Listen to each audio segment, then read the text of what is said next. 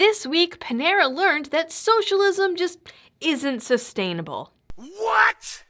Now, to be clear, Panera itself is okay, but its pay-what-you-can restaurant chain called Panera Cares is shutting down its last living location after being mobbed by students looking for free food. The Panera Cares cafes were originally opened in 2010 as a non-profit venture by the Panera Bread Foundation and were expected to be totally self-sustainable. Whoops. They set up shop in Dearborn, Michigan, Portland, Chicago, Boston, and St. Louis.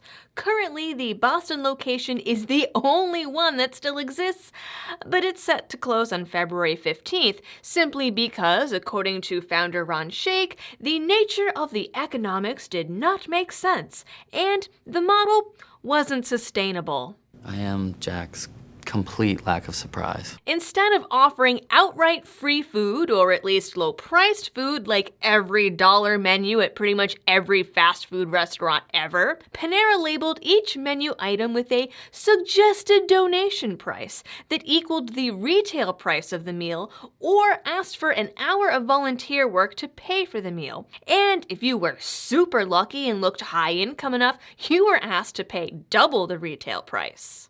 According to the Panera website, the cafes were supposed to raise awareness about food insecurity by asking customers to pay their fair share. Those that could afford it were asked to pay more and subsidize other meals, those at the middle of the road were asked for retail price, and everyone else wasn't asked to pay at all. Nothing can go wrong! Oh no, it all went wrong! At the end of the day, even though Panera stressed that the cafes weren't meant to provide a handout, it being a handout is exactly what happened. Because people weren't actually required to pay anything, most people didn't. After all, why pay for something when you can get it for free? The cafes were reportedly mobbed by students taking multiple meals without paying, homeless people came as if it were a soup kitchen, and neighborhood crime went up, despite some of the cafes sitting right next to luxurious hipster establishments like Trader Joe's. It seems the worst of it happened in the Portland, Oregon location, which didn't go a single month without losing money. For the entire time that they were open, they were recuperating only about 60 to 65% of their costs, largely blaming it on entitled millennials. Which is ironic, seeing as how many millennials are Bernie bros saying the world just hasn't tried the right kind of socialism yet. The cafes started having to train staff to kick out anyone who showed up drunk or on drugs, hire security, limit student visits to typical after-school hours, shorten their business hours, and eventually told the homeless they were only allowed one meal and drink per week, a move that came after limiting them to a few meals per week continued to fail. But the goal is to feed the hungry. Supposedly.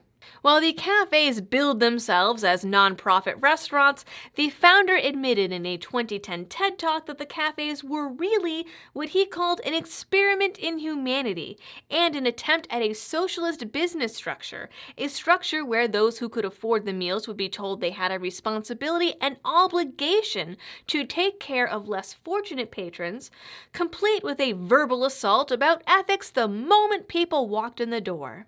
Though it kind of makes sense, because if the real goal had simply been to feed the poor and hungry, the cafes could have simply offered their meals at a flat discount, or offered them for free. Much of what Panera doesn't sell each day is either thrown out, taken home by employees, or donated to local shelters anyway. So why not offer those same day-old bagels at their Panera Cares locations? But no, instead it was an attempt at what researchers call consumer responsibilization, meaning an attempt to make consumers take on social responsibility during their shopping experience and turn them into moral subjects rather than just customers. And surprise, researchers have found that most people don't like that and find it really, really uncomfortable. It probably didn't help that, according to reviews, customers who did pay were often only given half of a typical Panera portion, were rudely told by cashiers not to short them any money, or were publicly shamed into paying more than what they had already put in the donation box. Other reviews complained that when they only paid retail and not more, employees would point them out to other customers, calling them names. One review from a woman living in her car recalls that she donated 50 cents and was told it wasn't enough, and was told she could only have a pastry for that price. Yet another review claimed that the woman, who worked with low-income and at-risk populations, brought her clients to the cafe to explain the system and encourage them to give away what they could for the food.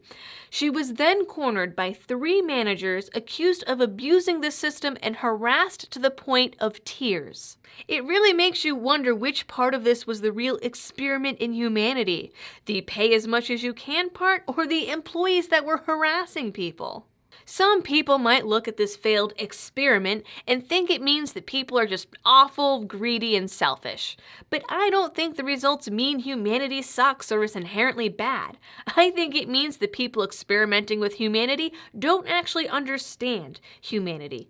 Humans are incentive-based creatures. Our very brains and biology work on a series of incentives and rewards. Robbing Peter to pay Paul, or in this case, forcing Peter to pay for Paul, all while telling Peter he's a wealthy jerk, is not going to make anyone want to pay for Paul. It doesn't even leave Peter with the warm and fuzzy charitable feeling, because he's being told that his donation proves he's a wealthy jerk that could have always given more. There is absolutely no incentive here to do good. If you're going to pay $10 for a sandwich that costs $5, you might as well go somewhere else where you can get more food for your money and not be harassed for it.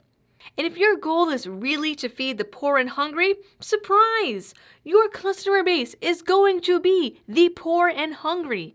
So between that and giving no real tangible reason for a customer to double up their money for a gourmet fast food grilled cheese, you're not going to have enough paying customers to stay afloat.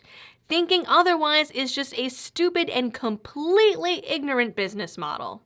Panera Cares tried to adopt its own artisan baguette version of the Marxist slogan, "From each according to his ability, to each according to his needs," and proved that it's a horrible business model and an equally horrible social model, because it takes away any incentives, punishes those that are perceived to have more, flat out makes people feel bad, and in the end, makes sure that there's not enough to go around for anyone. That is your Liberty-related news for the past forever. Please don't forget to like, share, and subscribe, or drop a comment. And if you really like my channel and want to help support it in other ways, you can join me over on Patreon or do a one-time donation through PayPal or crypto. Thank you all for being patient with my sniffles and for helping me to spread the message of liberty.